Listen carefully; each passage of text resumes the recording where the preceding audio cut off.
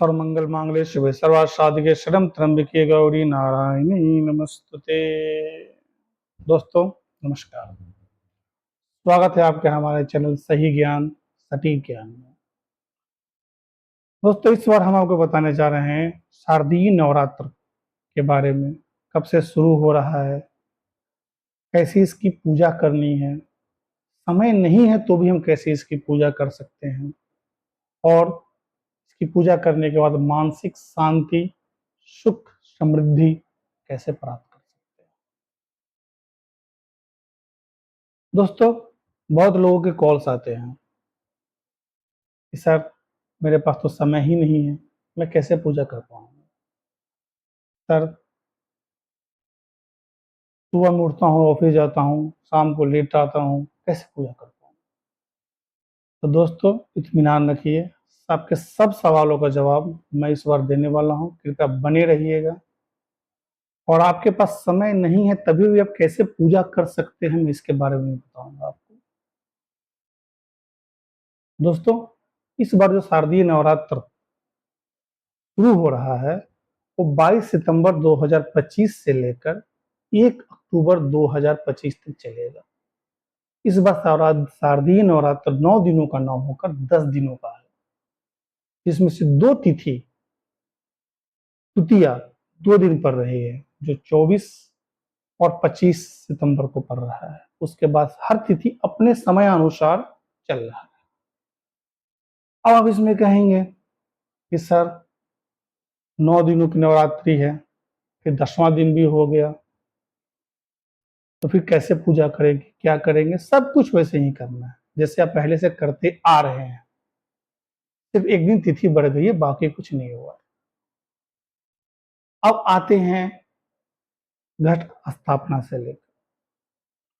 दोस्तों 22 सितंबर को जो घट स्थापना की मुहूर्त है वो आपको सुबह में है।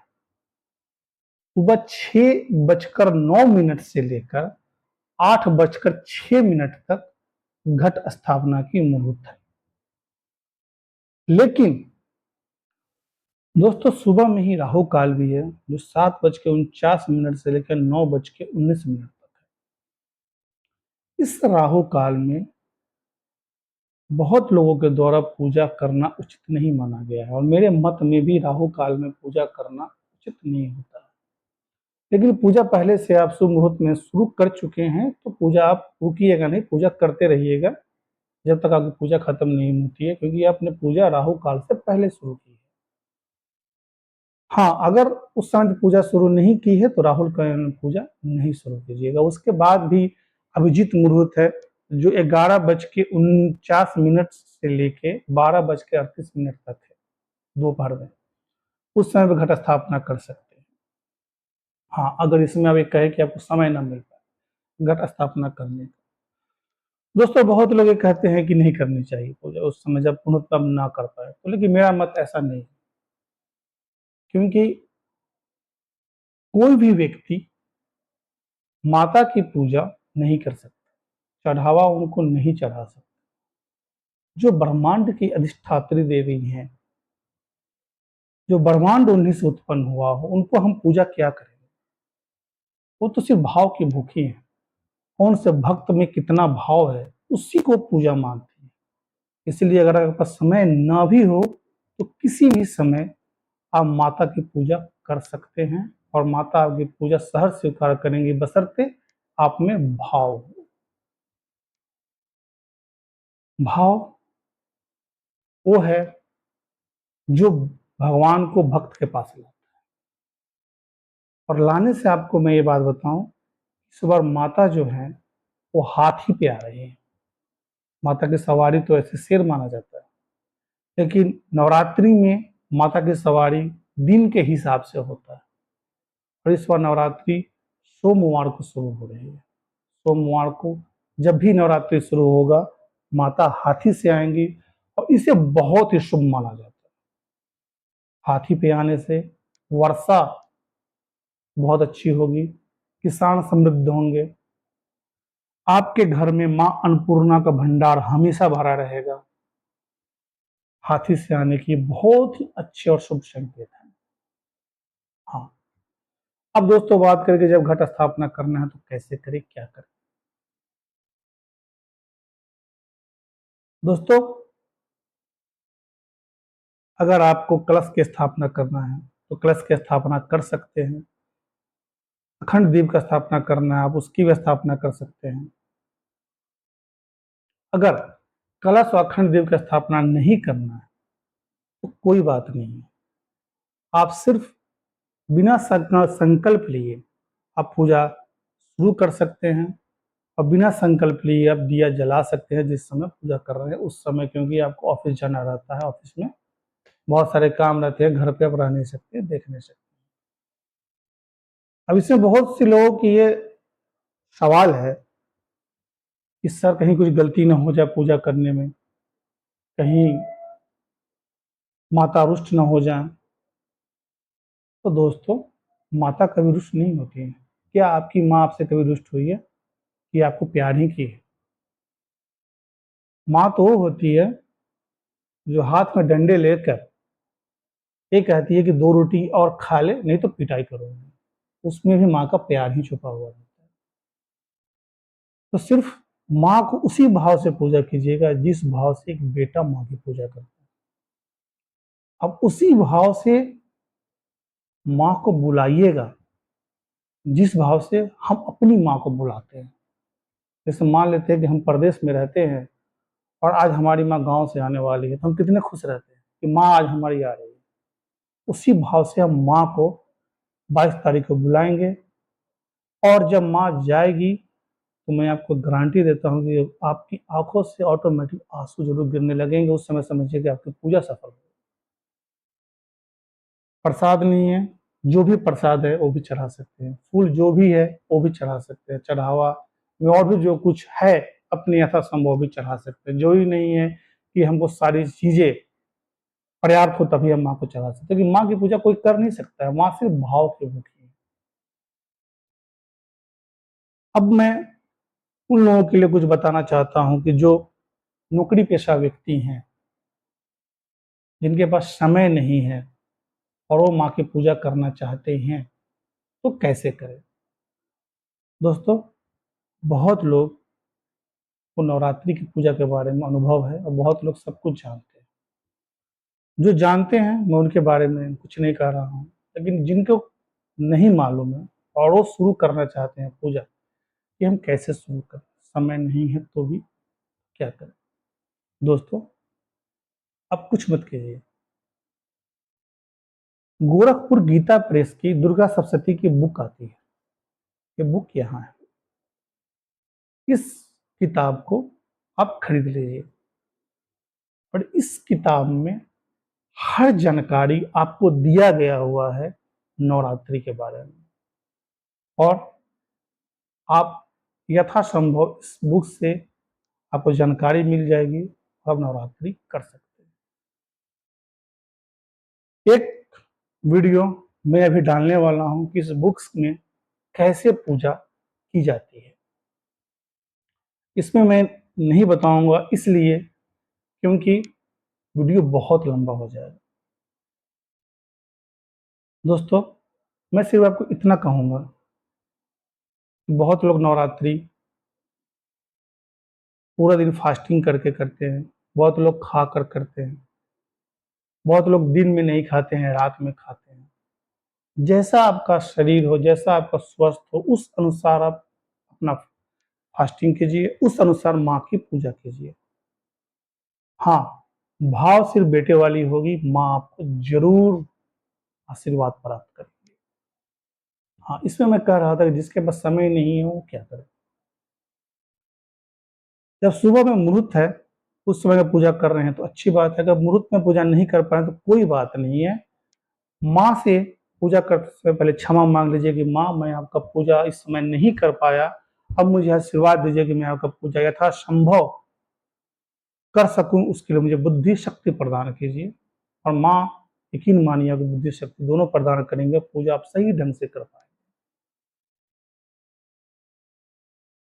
माता की पूजा करते समय जब आप शुरू करें तो कुछ अगर समय नहीं है तो कुछ ना करें, माता को फूल चढ़ाएं, अगरबत्ती, धूप, दीप जो है वो चढ़ाएं। अगर प्रसाद है तो ठीक है, ना है तो कोई बात नहीं। सिर्फ निर्वाण मंत्र का आप जप कर लेंगे तो आपके पूरे नवरात्रि करने का फल मिलता रहेगा। निर्वाण मंत्र क्या है वो आप जानते हैं, मैं बता भी देता हूं हमको। ओम ऐं ह्रीं क्लीं चामुंडाय विच्चे। एक माला जप करने में सिर्फ आपको बहुत से बहुत 2 मिनट लगेंगे। 2 मिनट का माला जप कर लीजिए सुबह में, 2 मिनट का माला जप कर लीजिए शाम को। दोस्तों यकीन मानिए, माता आपको उतना ही फल देंगी जितना फल आपको कोई मर्कंड पुराण दुर्गा सप्तशती पढ़ने से होती है। क्योंकि यहाँ पे कर्म ही प्रधान है। अगर आपके पास समय नहीं है तो आप इतना भी कर सकते हैं, इतना से ही आपको मानसिक शांति प्राप्त होगी। हाँ, अगर आपको समय है तो दुर्गा सप्तशती कैसे पढ़ना है मैं इसके बारे में आपको बताऊंगा। दोस्तों एक और मंत्र है, उसका बड़ा मंत्र है जिसे महानरवाण मंत्र बोलते हैं। इस मंत्र को अगर समय है तो आप जप कर सकते हैं, और इसको जप करने से दुर्गा सप्तशती संपूर्ण पाठ करने की प्राप्ति मिल जाती है। वो मंत्र है, मैं आपको ये बता रहा हूं। ओम ऐं ह्रीं क्लीं नवाक्षी नव दुर्गे नवात्मिके नव चंडी महामाय महामोहे महायोगिंद्रे जय मधुकटविद्रावणी महिषासुर मर्दिनी धूम्रजस्तनत्री चंडमुंड विनाशिनी रक्त विजान शुम धवंसी शुम धरपनी देवी अष्टादश बाहु के कपाल खटवाक सत खरक केटक धारनी छिन्न मस्तक धारनी धीर मानस भोजनी समस्त भूत पेतादि योग धवंसनी बर्मादिंद्रादि स्तुते देवी मां रक्ष रक्ष मम शत्रुवन नाशाय नाशाय ही फट हूं फट ओम ऐं ह्रीं क्लीं चामुंडाय विच्चे। दोस्तों ये मंत्र अपने आप में ही मारक मंत्र है। अगर इसकी जाप आप रोजाना करते हैं तो कोई भी बुरी नजर आप पे नहीं आएगा। और जब माँ रक्ष रक्ष आप बोले तो माता को याद करें, और जब लास्ट में एक है कि माम शत्रुवा नाशाय ही फट हूं फट ओम ऐं ह्रीं क्लीं चामुंडाय। तो जो भी आपके शत्रु हो समय शत्रु का चेहरा आप ध्यान कर लीजिए। दोस्तों ये मंत्र ऐसा चमत्कारी मंत्र है, कुछ दिनों के बाद आप एहसास कीजिए कि जो शत्रु का चेहरा आप याद कर रहे हैं वो शत्रु या तो आपका मित्र बन जाएगा, जो शत्रु आपसे भाग जाएगा। दोस्तों शक्ति के आवाहन से ज्यादा बड़ा मंत्र कोई नहीं है।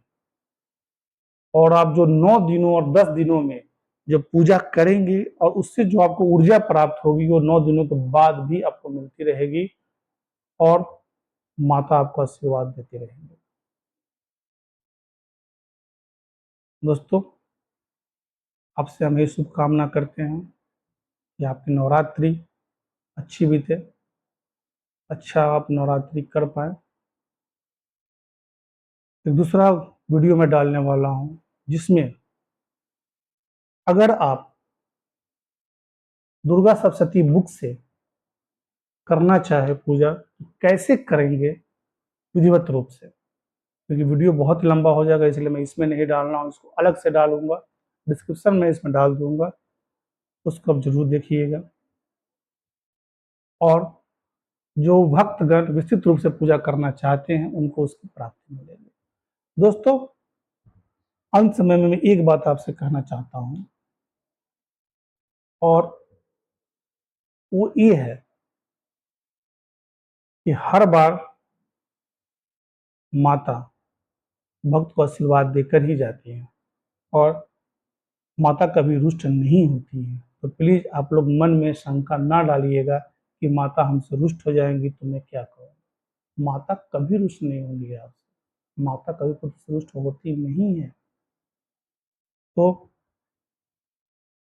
माँ चामुंडा, माँ काली आपको कृपा बनाए रखे, आपके परिवार पे कृपा बनाए रखे, ऐसी मैं कामना करता हूँ। और दोस्तों ये वीडियो आपको अच्छी लगी हो तो प्लीज़ लाइक और सब्सक्राइब ज़रूर कीजिएगा। जय माता दी।